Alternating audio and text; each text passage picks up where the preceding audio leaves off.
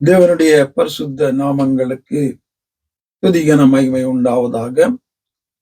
ஜீவ வார்த்தைகள் என்கிறதான இந்த தேவனுடைய செய்தியை, வார்த்தையை சொல்லுகிற நிகழ்ச்சிகள் மூலம் உங்களை சந்திப்பதில் மிகுந்த சந்தோஷம்.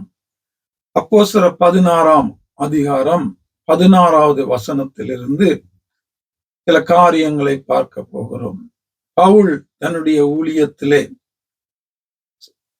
ஒவ்வொரு தேசங்களாக செய்து கொண்டு வரும்போது அங்கே ஒரு இடத்துல 16வது வசனம், நாங்கள் ஜெபம் பண்ணுகிற இடத்துக்கு போகையில் குறி சொல்லி ஏவுகிற ஆவியை கொண்டிருந்து குறி சொல்லுகிறதுனால் தன் எஜமான்களுக்கு மிகுந்த ஆதாயத்தை உண்டாக்கின ஒரு பெண் எங்களுக்கு எதிர்பட்டாள். அவள் பவுலையும் எங்களையும் பின்தொடர்ந்து வந்து, இந்த மனுஷர் உன்னதமான தேவனுடைய ஊழியக்காரர், ரட்சிப்பின் வழியை நமக்கு அறிவிக்கிறவர்கள் என்று சத்தமிட்டாள். இப்படி அவள் அநேக நாள் செய்து கொண்டு வந்தால் பவுல் சினங்கொண்டு திரும்பி பார்த்து, நீ இவளை விட்டு புறப்பட்டுபடி இயேசு கிறிஸ்துவின் நாமத்தினாலே உனக்கு கட்டளையிடுகிறேன் என்று அந்த ஆவியுடனே சொன்னான். அந்நேரமே அது புறப்பட்டு போயிற்று. இங்கே பவுல் ஊழியம் செய்து கொண்டு வரும்போது ஆண்டவருடைய வசனத்தை பிரசங்கித்துக் கொண்டு ஜனங்களை ரட்சிப்புக்குள்ளே வழி நடத்தி கொண்டு வரும்போது அங்கே குறி சொல்லுகிற ஒரு பெண், பிசாசினால நடத்தப்படுகிற ஒரு பெண் அங்கே வந்து இவர்களை குறித்து அவள் அநேக நாள் ஜனங்களுக்கு சொல்லுகிறாள். என்ன,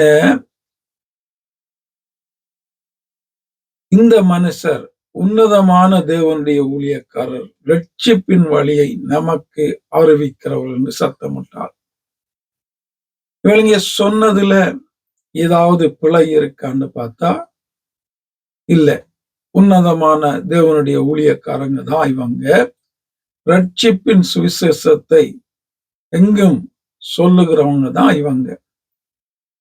அப்படி இருந்தும் அப்படியாக அவள் சொல்லும் போது பவுலுக்கு ஏன் கோபம் வந்து அவளை கடிந்து கொண்டு அவளுக்குள்ளே இருந்த அந்த அசுத்த ஆவியை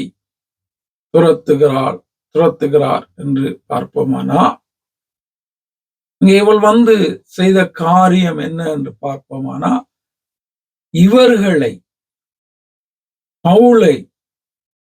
பவுலோடு கூட ஊழியம் செய்தவர்களை எப்பொழுதும் புகழ்ந்து கொண்டிருந்தாள், மகிமைப்படுத்தி கொண்டிருந்தாள், பெருமைப்படுத்தி கொண்டிருந்தாள்.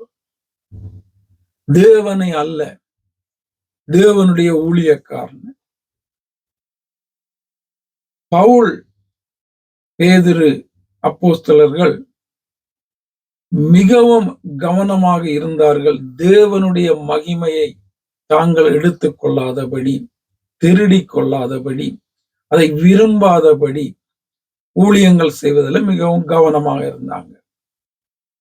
அப்படி இருந்தபடியாத்தான் தேவனுக்கு போக வேண்டிய கனத்தையும் மகிமையையும் அந்த புகழையும் தனக்கு இவள் தினமும் அநேக நாள் தொடர்ந்து சொல்லுகிறதுனால பவுல் அதை கடிந்து கொண்டு, அது தேவனுக்கு பிரியமில்லாத காரியம் என்று அறிந்து, அதை தான் விரும்பாதவர், அதை நாடாதவர், அதற்கு முக்கியத்துவம் கொடுக்காத ஒரு ஊழியம் செய்கிற ஒரு ஊழியக்காரனாய் இருந்தபடியால் தேவனுக்கே எப்போதும் துதியும் கனமும் மகிமையும் புகழும் போக வேண்டும் என்பதில் ஆணித்தரமாய் உறுதியாய் அதை புரிந்திருந்தபடியால் அந்த ஸ்திரியை அவர் கடிந்து கொள்ளுகிறார். அவள் உண்மை சொல்லியிருந்தாலும் அவர் அவளை கடிந்து கொண்டு அவளுக்குள்ள இருந்த அந்த பிசாசை, அந்த காரியத்தை அவர் துரத்துகிறார்.